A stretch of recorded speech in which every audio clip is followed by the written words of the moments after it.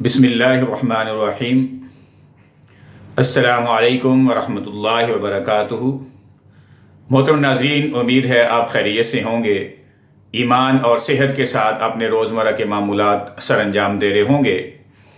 ناظرین، اکثر سوال کیا جاتا ہے کہ کیا اسلام میں جمہوریت کا تصور ہے، اور کیا یہ جو نظام پاکستان میں چل رہا ہے جمہوریت کا، تو کیا یہ اسلامی طرز پہ ہے؟ تو یقیناً اس بات کو سمجھنا بہت ضروری ہے کہ پاکستان میں اس وقت جو نظام جمہوریت چل رہا ہے وہ کسی طور پر بھی اسلامی نہیں ہے۔ جہاں تک اسلامی نظام ریاست کا تعلق ہے تو وہ صرف اور صرف خلافت ہے، یعنی جو طرز سیاست، طرز حکومت خلفائے راشدین کے بتائے ہوئے طریقے کے مطابق ہوگی، اس کو ہم اسلامی ریاست بھی کہیں گے اور اس کو اسلامی طرز حکومت بھی کہیں گے۔ اس لیے کہ جمہوریت کا یا آمریت کا اسلام میں کوئی تصور نہیں ہے، اور 75 سالوں سے یہ جو نظام چلتا آ رہا ہے یہ انگریز کا بنایا ہوا قانون ہے، انگریز کا بنایا ہوا طرز حکومت ہے، اور بلکہ بعض معاملات میں تو یہ اسلام کے متصادم بھی ہے۔ کیونکہ میں نے دیکھا یہ ہے، مختلف لوگوں کی جو آراء سامنے آتی ہے وہ یہ کہتے ہیں کہ جی زرداری کا دور حکومت اچھا تھا، یا نواز شریف کا دور حکومت اچھا تھا، یا پھر عمران خان کا دور حکومت اچھا تھا یا برا تھا۔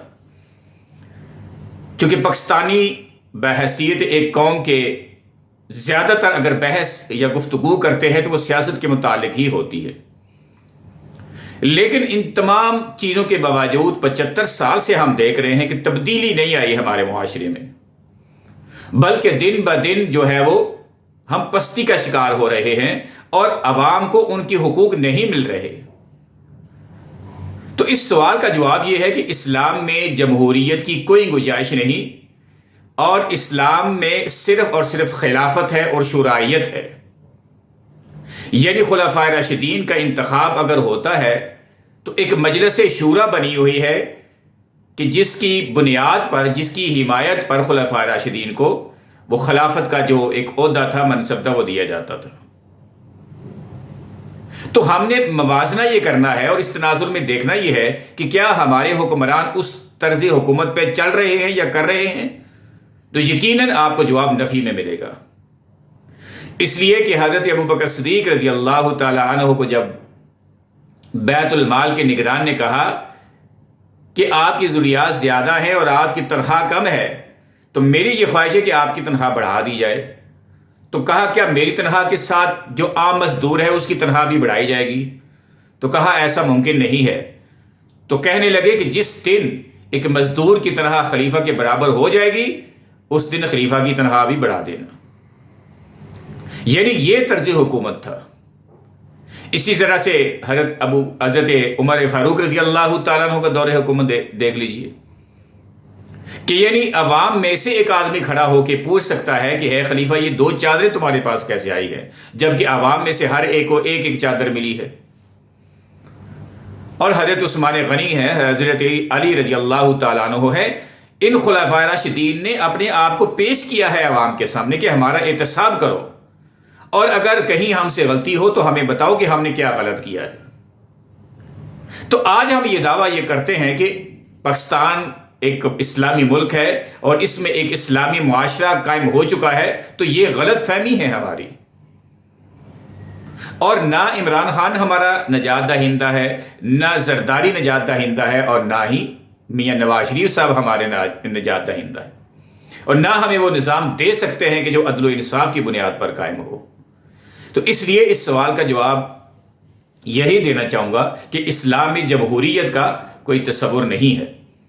اگر یہ چیز اسلام کے اندر ہوتی تو آج 75 سال بعد بھی ہم پیچھے کی طرف نہ جا رہے ہوتے، بلکہ خلفائے راشدین نے جس طرح سے اپنے مملکت کے اندر، ریاست کے اندر ایک امن و سکون قائم کیا تھا، ہر شخص کو عدل و انصاف مل رہا تھا، ہر شخص کی حقوق پورے ہو رہے تھے، تو یقیناً آج بھی ایسا ہو رہا ہوتا۔ تو اس لیے اسلام جمہوریت کا نہیں بلکہ خلافت کے قیام کا درس ہمیں دیتا ہے. یعنی جس طرح خلفائے راشدین نے حکومتیں قائم کی ہیں اسی طرز پر حکومتیں قائم ہوں گی تو یقیناً یہ معاشرہ ایک مثالی معاشرہ ہوگا. اس میں مساوات ہوگا، عدل و انصاف ہوگا، برابری کی سطح پر سارے معاملات ہوں گے. تو افسوس کی بات یہ ہے ناظرین کہ ان تمام پریشانی اور مسائل کے باوجود ہم کیا کرتے ہیں. کبھی آپ نے دیکھا کہ ہم اپنے جو مسائل ہیں ذاتی ان کے حل کے لیے تو دھرنے بھی دیتے ہیں، جلسے جلوس بھی کرتے ہیں، لیکن اسلامی نظام کا قیام کے لیے اگر کوئی شخص کھڑا ہوتا ہے یا اس کی بات کرتا ہے تو ہم اس کی بات سنتے ہی نہیں ہیں. تو اس کا یہی حل ہے جو آج ہمارے ساتھ ہو رہا ہے، ہمارے ساتھ ہوتا رہے گا جب تک کہ ہم خلافت راشدہ کی طرز پر ایک اسلامی نظام حکومت اس ملک میں قائم نہیں کریں گے. ویڈیو کو ختم کرنے سے پہلے ایک اور بات آپ سے شیئر کرتا چلوں کہ ایک ویڈیو چل رہی ہے، شاید آپ نے بھی سنی ہو، کہ ایک اینکر ایک شخص سے سوال کرتا ہے کہ اگر آپ کو اس ملک سے جانے کی اجازت ملے یا آپ جانا چاہیں تو آپ کا جواب کیا ہوگا. تو وہ شخص کہتا ہے کہ 100% میرا جواب یہ ہوگا کہ ہاں میں اس ملک سے جانا چاہتا ہوں. دوسرا سوال یہ تھا کہ آپ کا یہ ملک ہے، آپ اس ملک میں پیدا ہوئے، پھر آپ اس ملک کو چھوڑ کے دوسرے ملک کیوں جائیں گے؟ تو اس نے کہا جی کیا مجھے یا میرے بچوں کو اس ملک میں سیکورٹی حاصل ہوگی؟ کیا مجھے تحفظ دیا جائے گا جان مال کا، عزت کا؟ کیا مجھے ایک نمبر اور خالص خوراک ملے گی اس ملک میں؟ کیا میرٹ کی بنیاد پر میرے بچوں کو تعلیم اور ڈگری اور آگے نوکری دی جائے گی؟ کیا یہ تحفظ دے گی ہماری فوج کے ہم سرحدوں کی حفاظت کریں گے یا ہمارے سیاستدان ہمارے حقوق پورے کریں گے؟ تو جب یہ نہیں ہوگا تو یقیناً صرف میں ہی نہیں بلکہ پاکستان کا ہاتھ دوسرا نوجوان جب آپ اس سے سوال کریں گے تو اس کا جواب یہی ہوگا کہ میں اس ملک سے جانا چاہتا ہوں. تو اس کی سب سے بڑی بنیادی وجہ یہ ہے ناظرین کہ آج اگر ہم ان نوجوانوں کی ان کے حقوق دے دیں، میرٹ پر ان کو ملازمتیں ملیں، ڈگریاں دی جائیں اور تعلیمی اداروں میں ان کو صحیح تعلیم دی جائے تو یقیناً وہ باہر نہیں جائیں گے. اور سب سے بڑی بدقسمتی اس ملک کی یہ ہے کہ ایک کثیر طبقہ جانا چاہتا ہے اس ملک سے، اس لیے کہ چند گھرانے قابض ہیں حکومت پر اور 75 سال سے وہی حکومت کر رہے ہیں اور ان کے بچے امیر تر ہوتے جا رہے ہیں. 7 نسلیں ان کی بیٹھ کر کھائیں، اتنی دولت جمع کر لی انہوں نے، اور غریب فاقے سے مر رہا ہے، کئی بچوں کو ذبح کیا جا رہا ہے، کئی خودکشیاں چل رہی ہیں. تو کبھی بھی آپ اس معاشرے کو اسلامی معاشرہ نہ کہیے یا اسلامی طرز حکومت نہ کہیے، یہ اسلام کے بالکل متصادم طرز حکومت جو ہمارے ملک میں چل رہا ہے، کہیں بھی ہم اسلام کے ساتھ اس کو نہیں ملا سکتے. کیونکہ اسلامی مملکت میں تمام بنیادی جو حقوق ہیں لوگوں کو حاصل ہوتے ہیں، اور یہاں کوئی بھی بنیادی حق کسی بھی ایک فرد کو حاصل نہیں ہے سوائے چند کے جو اشرافیہ ہیں. غریب کو نہ عدل و انصاف مل رہا ہے، نہ اس کو کھانے کے لیے کچھ مل رہا ہے، نہ اس کی خوراک پوری ہو رہی ہے، نہ اس کے بچے اچھے تعلیمی اداروں میں جا رہے ہیں، نہ اس کو عدل و انصاف مل رہا ہے. تو پھر آپ اس کو کیسے ایک اسلامی ریاست کہہ سکتے ہیں؟ اور 75 سال سے یہی لالی پاپ دیا جا رہا ہے کہ اسلام کے نام پر بنا ہے اور اسلامی نظام چل رہا ہے اور ایسا ہے اور ویسا ہے. ایسا کچھ بھی نہیں ہے. کوئی بھی ریاست مدینہ اس کو اس وقت تک بنا نہیں سکتا ناظرین جب تک کہ اس کا طرز حکومت خلفائے راشدین جیسا نہ بن جائے.